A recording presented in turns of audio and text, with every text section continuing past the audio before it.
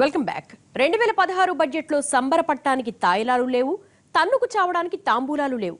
ఊరించి ఊరించి ఉస్సూరు మరిపించారు జైట్లీ వారు. మొత్తంగా జైట్లీ ఎందుకింతలా కష్టపడ్డారు? తాత్కాలిక ఆనందాన్ని ఇవ్వని ఈ బడ్జెట్ అసలు లక్ష్యమేంటి? చిట్టా పద్దుల లెక్కల్లో జైట్లీ ముందున్న సవాళ్లేంటి, పరిమితులేంటి? ఎవరికి అంతు చిక్కని జైట్లీ బడ్జెట్ అంతరంగమేంటి? గత ఏడాది బడ్జెట్ ఎంత ఘనంగా ఉన్నా ఎవరికీ రుచించలేదు. కానీ ఈసారి బడ్జెట్ ఎంత దారుణంగా అనిపించినా ఎక్కడా పెద్దగా విమర్శలు రాలేదు. కేటాయింపులు లేకపోయినా ఎవరూ కసురుకోలేదు. పన్ను రాయితీలు ఇవ్వకపోయినా ఎవరూ పళ్లు కొరకలేదు. దీనికంతటికీ కారణం బడ్జెట్ రూపకల్పనలో జైట్లీ కనబర్చిన పారదర్శకతే.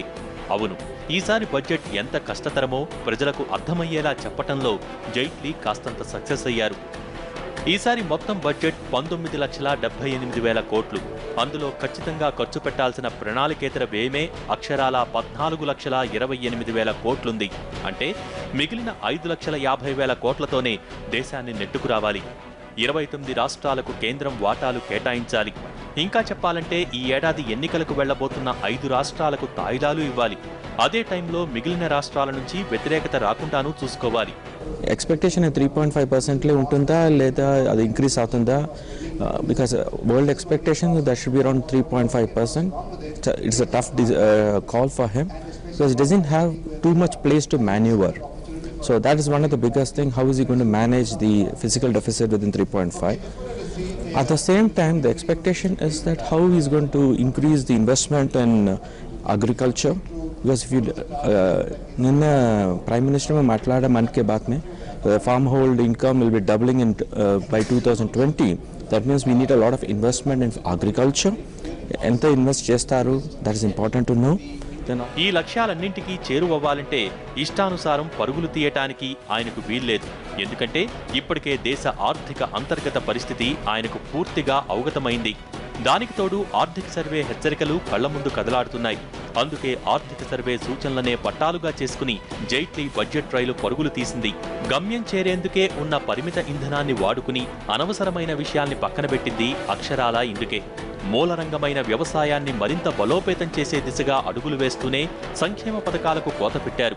సాగునీటి రంగానికి 86,000 కోట్లు కేటాయిస్తూనే వన్ ర్యాంక్ వన్ పెన్షన్ భారంగా మారిందని తేల్చి చెప్పేశారు. ట్యాక్స్ ఎగ్జామ్షన్స్ ఏమైనా లిమిట్స్ ఏం పెంచలేదు.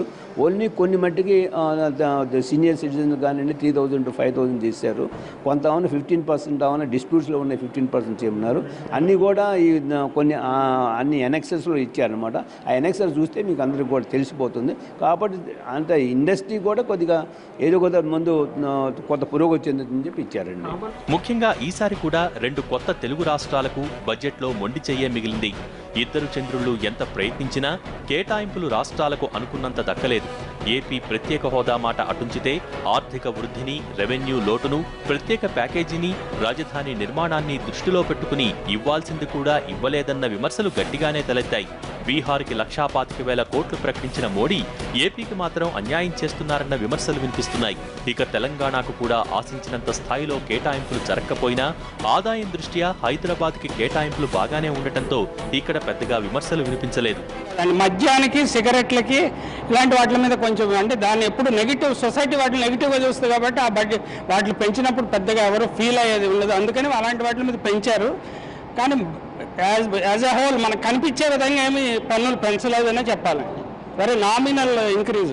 కాకపోతే ఏంటంటే హిడెన్ పన్నులు కొన్ని ఉంటాయి. తర్వాత సర్వీస్ సెక్టర్లో పన్నులు వేసే అవకాశం ఉంది. ఇంకా ఇప్పుడు బడ్జెట్లో చెప్పకపోయినా తర్వాత 8%, 1% అట్లా పెంచితే హ్యూజ్ ఇన్కమ్ వస్తుంది ప్రభుత్వం.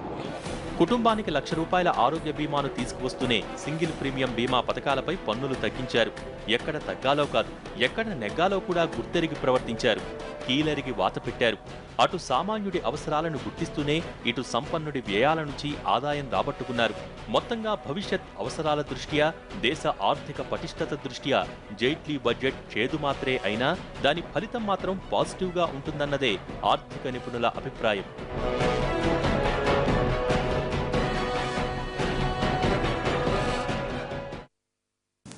ఇది వాళ్ళ స్టోరీ బోర్డ్. మరో అంశంతో మళ్ళీ కలుద్దాం. నమస్తే.